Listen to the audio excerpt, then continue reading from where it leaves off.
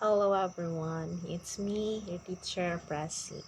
Okay, so as I promised, I told you yesterday, mag-make ko karon og video about um, how to start communicating with the community, no?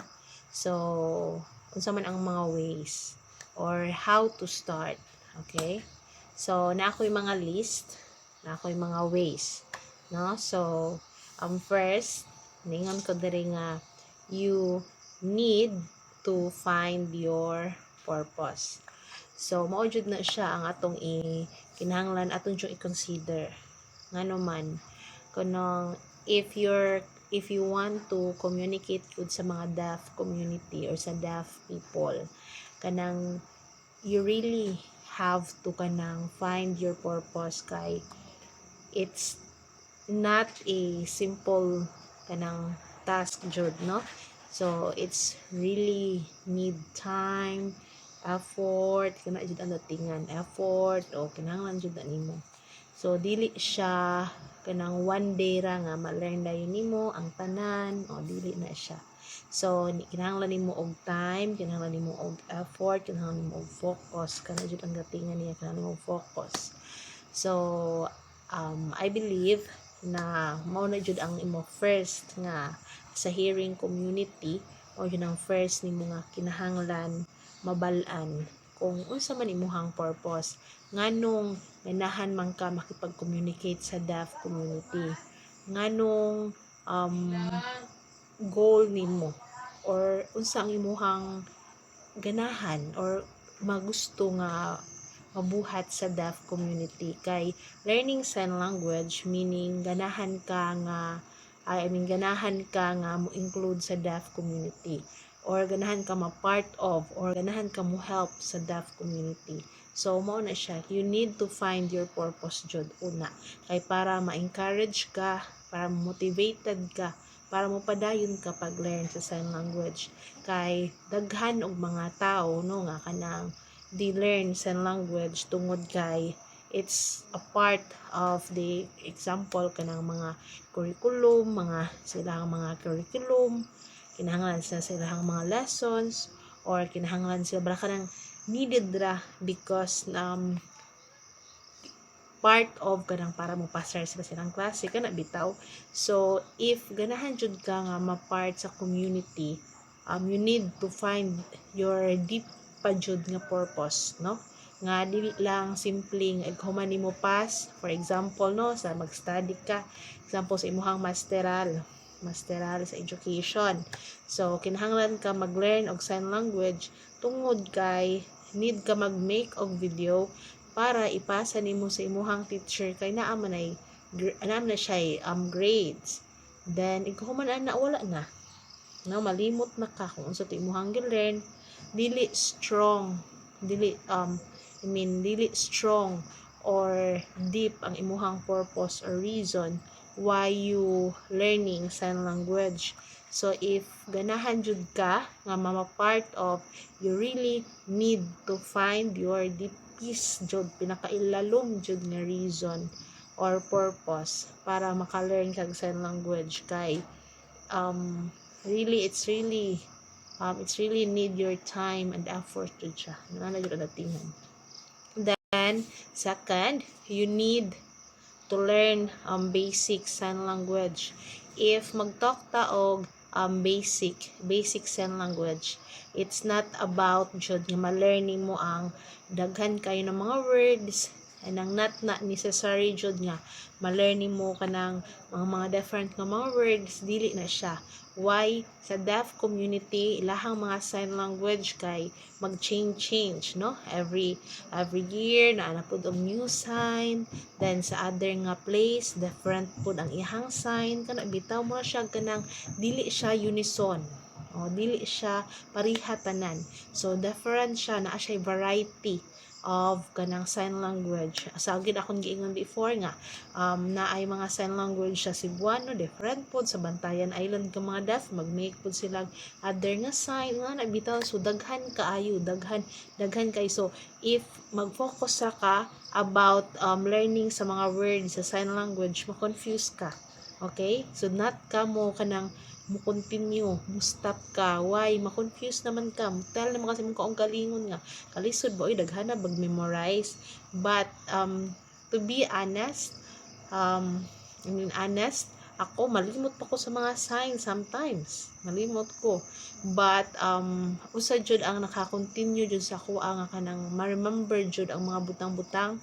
It is because balik ta sa number one na I have my purpose jud why I'm learning and trying na to be part of the deaf community. Kana jud ang thing, no? So I really want to help, then based ako mga experiences, life changing jud siya, nga kanang have kay, for example, no, before na ako inang interpretan, na ako interpretan sa court, kana na ako interpretan sa kanang mga gipang rape kana bitaw. So makita na ko ang reason or ang purpose nganong kinahanglan ko sa community, nganong kinahanglan na ako nga mo continue nga mo learn sa sign language kana bitaw siya. So mao na siya, ang basic sign language jud ang kinahanglan jud nimo ma-learn kana jud mga alphabet na A, B, C, kana jud siya. Need na siya. Why? Kay, for example, na mga words nga di nimo masabtan or new para sa imuha nga mga sign. So, ang imuha ng buhaton, muas man ka sa deaf, ana nga, can you please finger spell? Maura jud na ako naka-survive ko sa sign language sa with mga deaf community. Ako jud gi sure jud nga kano ko sa sign language sa alphabet, pagkahuman word nga stop kay na-confuse ko. Stop o kana jud, no? Then slow please, slow ana kay magpaspas mo na sila magsinyas, no, magpaspas sila sign. So slow ana kay para makahibaw ka nga maka-know sila nga ang deaf nga okay, not na siya nakasabot, so kinahanglan nako nga mo slow kana, no, slow. Then unsa pa to, slow again. Okay, isa again please, again, sige, balik bahala na lang ito, again, okay, again, ano rin siya, again. Then finger spell, finger spell nimo or i-sign what kana na jud na siya. So simple ra jud kayo ang mga basic sign language, diha jud ko nag-start, kaya ang teacher before nga interpreter po mo jud nang tell niya nga as long as naakay nabalaan nga sign language nga kanang pinaka basic, maka-survive na jud ka sa sign language interpretation. So mao jud dira jud nag-start ang tanan, no? So mag-learn ka ginagmay, then musunod na dayon ang aton ika-third, no? So sa third, you need how to communicate with the deaf. Third, you need to have ideas what is deaf community and deaf culture. So kana jud siya. Why? If ganahan ta nga mo-enter sa bisag any, no, any nga community or any nga culture, you need to be aware. Kay maybe for example, para sa imuha kay kanang fine na siya, or maybe kanang para sa imuha kanang kinaalaw ra or nang normal ra ana bitaw, but you don't know di ay nga sa different di ay nga community or sa different di ay nga culture, different na po di ay to, naka-hurt na di ay ka sa ilaha or not na di ay sila nimo na respect ana bitaw. So you need to understand jud kung what ang deaf community, kung unsa ang ilahang mga culture, about sa ilahang language, about sa ilahang kanang ilahang personality kana bitaw o ilahang mga character kana, you need to be aware jud, you need to be observant. dili kay mo enter dyan ka and you feel high or kanang no man ko example no kana bitang mga boastful na mga hambugiro no, so enter nila sa community, feel nila nga I'm skilled, maayo ko, good ko, very good ko sa kanang pakipag-communicate sa mga deaf because skilled ko sa sign language, nag-study ko, nag-learn ko ana bitaw. Then kanang it's not true. Why? In tanan wala og hearing community nga expert or very skilled na jud sa kanang sign language nga hearing, because only deaf community are. So kami nga mga hearing community, if about sa sign language wala mi sang rights.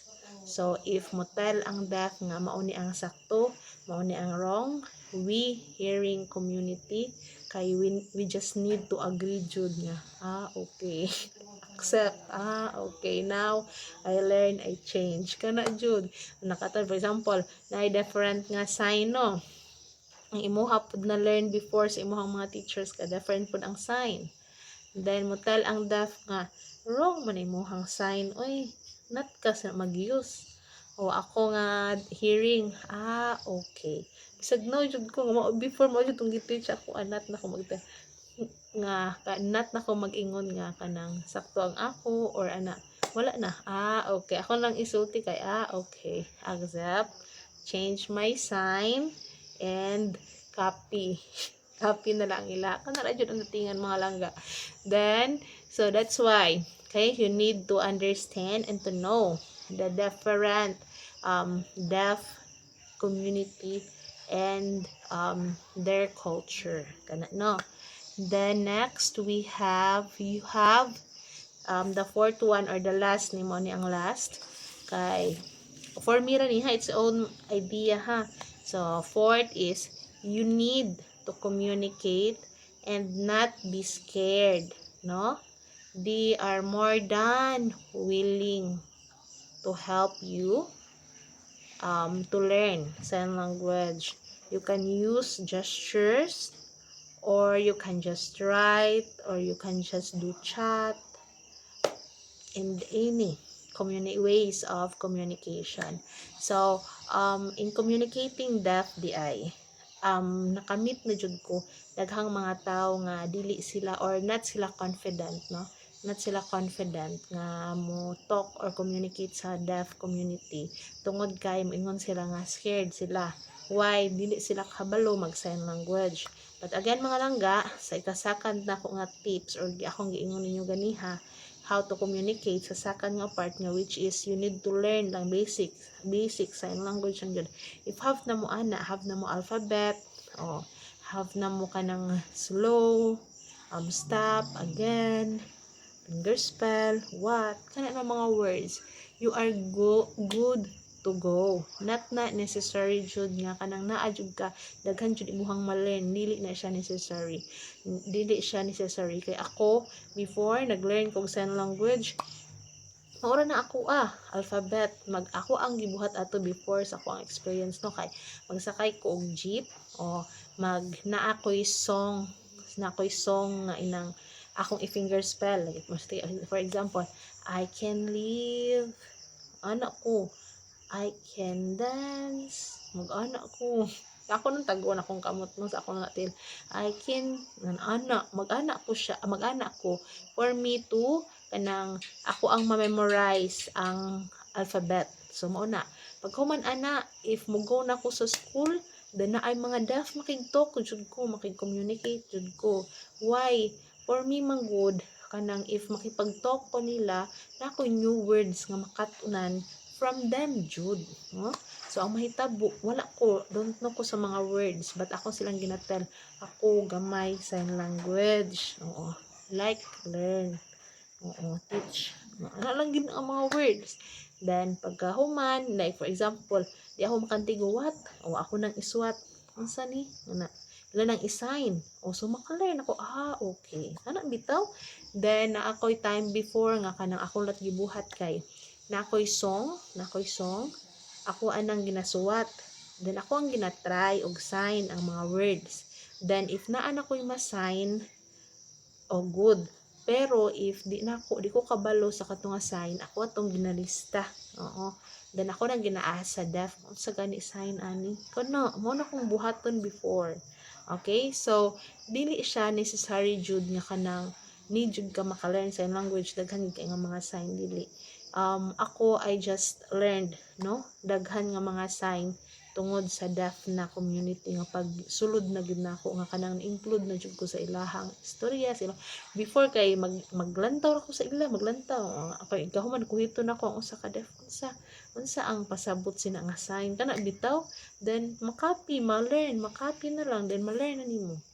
Okay, so ang imuha jud characteristic nga you need to consider in communicating with deaf, you need to be friendly jud no, friendly ka, respectful nya ka na observant, then you have to be honest no, honest dili ka not jud ka magboastful, you need to humble jud as in humble yourself jud nga kana bisad na kano nakagamay nga sign language feel nimo hay na kano wrong jud na. Why? Again, sa sign language, if mag-learn kag sign language, you're not the owner of sign language jud. It's the deaf community. Bisag ako sa kuang experience na ako teacher man no. Then na ako yung mga student ng mga deaf. Then ako naa ko sign language, naka-learn ako ana before kana good sa akong mga kanang old na nako nga mga teacher before ana bitaw ako mga previous teacher.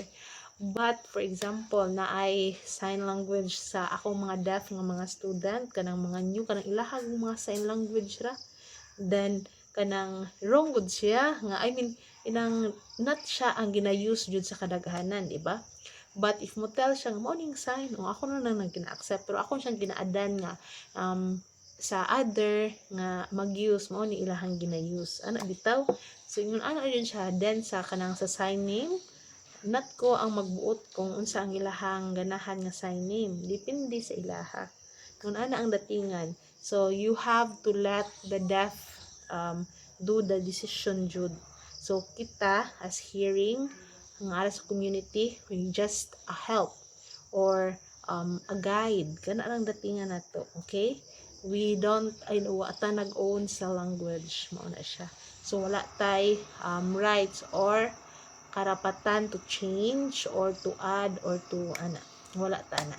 So maora na siya. I hope I shared to you. So kung sa inyo hang ganahan nga want nga ninyo nga ma-learn. So I think again I shared 4. First, we need to find our purpose. I mean, we have four ways how to start communicating with the deaf community. So, first, you need to find your purpose. Second, you need to learn basic sign language. And next, the third one, you need to have an idea about deaf community and their culture. And the last one is you communicate and not be scared with the deaf community. You can just communicate using writing, gestures, chatting.